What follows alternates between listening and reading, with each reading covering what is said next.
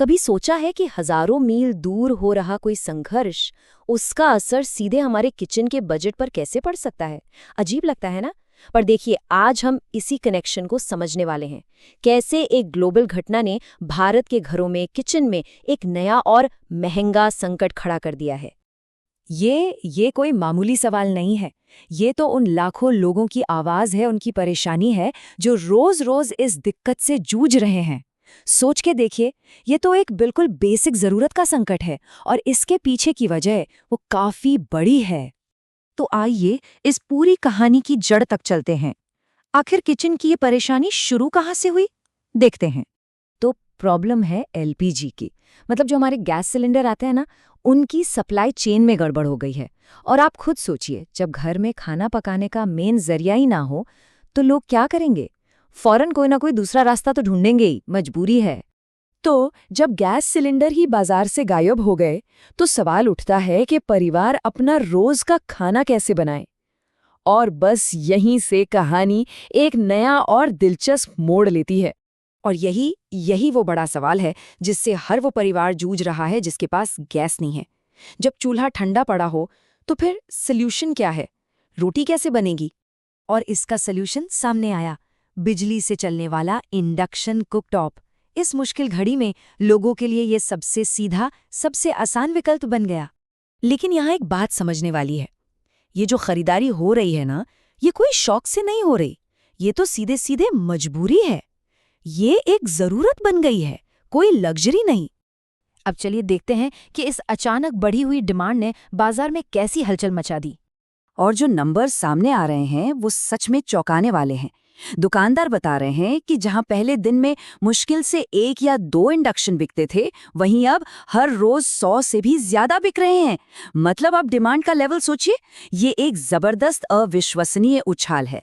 हालत तो ये हो गई है कि सुबह सुबह जो नया स्टॉक आता है ना, वो बस कुछ ही घंटों में साफ हो जाता है, खत्म। इससे साफ पता चलता है कि बाजार में डिमांड कितनी ज्यादा है और उसके मुकाबले स्टॉक कितना कम। और देखिए, जब डिमांड इतनी बढ़ जाए और सप्लाई कम हो तो क्या होता है? बिल्कुल सही, कीमतें आसमान छूने लगती हैं। जो इंडक्शन कुकटॉप पहले 1500 से 2000 रुपए तक का मिल जाता था, वही अब 4000 से 5000 रुपए का बिक रहा है। सीधा सीधा डबल से भी ज्यादा का फर्क। और इस चार्ट को देखिए जरा, ये साफ साफ दिखा रहा है कि कीमतों में कितना बड़ा उछाल आया है। ये कोई छोटा मोटा फर्क नहीं है, ये एक आम परिवार के लिए एक बहुत बड़ा फाइनेंशियल झटका है। लेकिन इतनी ऊंची कीमतों के पीछे आखिर वजह क्या है? इसको लेके ना 2 अलग-अलग कहानियां चल रही हैं। आइए दोनों को समझते हैं। देखिए, एक तरफ है परेशान कस्टमर, जिनका साफ कहना है कि दुकानदार मनमाने दाम ले रहे हैं। उनकी मांग है कि सरकार इसमें दखल दे और रेट्स कंट्रोल करे।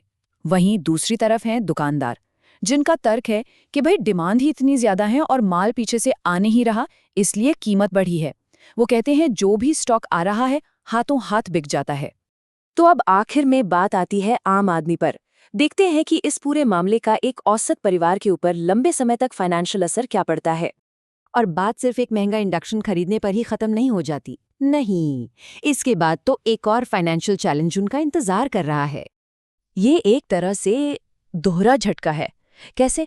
पहले तो परिवार को एक साथ एक बड़ी रकम खर्च करके नया अप्लायंस खरीदना पड़ता है, और फिर हर महीने आने वाला बिजली का बढ़ा हुआ बिल भी तो भरना पड़ता है। तो इस पूरी चेन रिएक्शन का नतीजा क्या निकला? चाहे गैस की कमी हो या इंडक्शन की बढ़ी हुई कीमत या फिर बिजली का ज्यादा बिल, घूम फिर कर इसका पूरा बोझ आम आदमी की जेब पर ही पड़ता है। और ये पूरा मामला ना हमें एक बड़े सवाल पर लाकर खड़ा कर देता है। क्या कभी कभी ऐसा होता है कि हम एक समस्या का हल ढूंढते ढूंढते अनजाने में ही एक नई समस्या को जन्म दे देते हैं? इस पर सोचना जरूरी है।